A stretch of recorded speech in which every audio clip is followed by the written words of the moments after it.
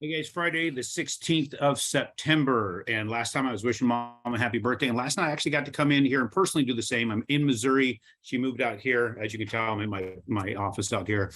And got to have dinner with her, my sister, my brother, and other sister. And something that doesn't happen very often. Got to spend time with her, do a little bit of a birthday celebration. It was kind of cool. Watch to spend the time you don't get to do very often. It's amazing as you get older, all those little opportunities start to dwindle more and more and more. So take the time, take the opportunity to spend some with family, get any relationships that may be dying down a little bit, warm them back up, spend the time with them. It's because we don't know how much longer we have left.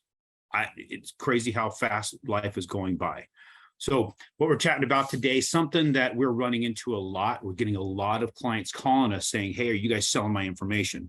We'll pull a credit report, and then it's not long. They have other creditors calling them, other mortgage guys calling them, say, trying to sell them something because their credit just got pulled. We're not selling anybody's credit. We're not selling anybody's information. We don't want to sell that information. We want to keep retaining you as our client, not lose your trust in us because of doing something to that effect. What you have out there is people scrambling for some way to keep building their business up, right? There's a lot of people that survived on refinances for years. I had an interview recently from an organization that tracks all the loan originators out there and how much business they do.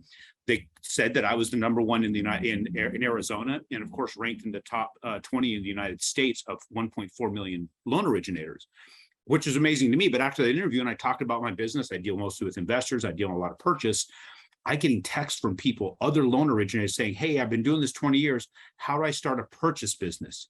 They survived on refi this long, and it's dying. It's dying fast because we have been injected with all this really, really, really low, cheap money. And now we're not going to get people out of that cheap money. It's going to be hard for them to keep their business going.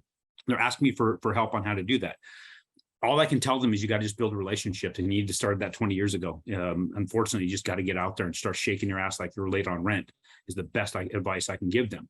But I'm kind of digressing where I'm going here. Ultimately, they're taking whatever tools they can get to try and build business up. And one of those tools that we're talking about here is there's a product through the credit bureaus themselves where you can buy information for every time a person's credit's pulled.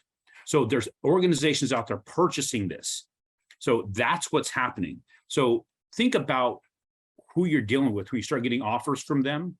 This is up to you. You decide what you want to do. When I got somebody who's making an offer from me because they're just pulling my name off of out of some sort of database that they're purchased, I don't know how real their offer is. I can't say how real their offer is. If it sounds like it's way, way, way too good to be true compared to the people you trust and you've been working with a long time, pretty good chance it's not, because they have zero interest in what's going on in your world. All they need is names and butts in the seats. It's a lot like a movie trailer, right? The best parts of the movie are in the trailer. That's how they get your ass into the theater. And then you sit there for 2 hours and pay way too much money for the popcorn, the food, and the drinks to find out the movie sucked. So it's kind of the same thing. What we're also going to get into, let's get into charts. I want to kind of let you see what we're out there fighting right now. Now, I'm showing you a big, broad view here, and I'm not sure I'm frozen. So I'm going to wait.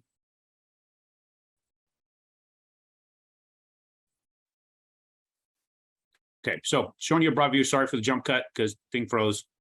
So you're looking at today's market. This is the mortgage-backed securities. We're pretty deep in here. We've rebounded off the bottom, as you can see where this line sits. I'm not going to zoom in because it's going to take a lot of movement there, and I don't want to cause any grief to the video because I'm on low signal out here. But we are literally off of the bottom that we saw back in 2009. All of this is in the past. All this higher positions in the mortgage-backed securities, which means there's more money available to lend. All that money available to lend was dropping our interest rates. And where did all that money come from? We've talked about that in the last few conversations here. Most of it's from the Fed. They're pulling out of it, but they haven't pulled very much. That's what's crazy about this. All that quantitative easing they've done, that nearly $9 trillion in quantitative easing, all they've done is start tapering off. That's it. And the taper has been so slight, very, very little movement. And look at how much that's affected our interest rates. So the reason I want to talk about that or bring that up again is if that's happened from very, very small movement, what's going to happen when they continue at an accelerated pace to unload that into the market? guys, our interest rates now are not something to bitch about. We are in a phenomenal position. Take advantage of it while we've got it. Get it while you can, because it's not going to last forever. And when that time comes, we're still going to keep closing deals. You're still going to be buying investment properties. You're going to still find ways to make it work. But take advantage of what you can get right now, and let's work together. Give me a call, talk to Scotty. We'll talk you through the market. Even if it goes up during your escrow period, it's going to be better now than it's going to be later. I don't see us going backwards for any reason, but it could happen. It's possible the rates could go down again in the future, but I really, really, really doubt it. I'll talk to you guys on Tuesday.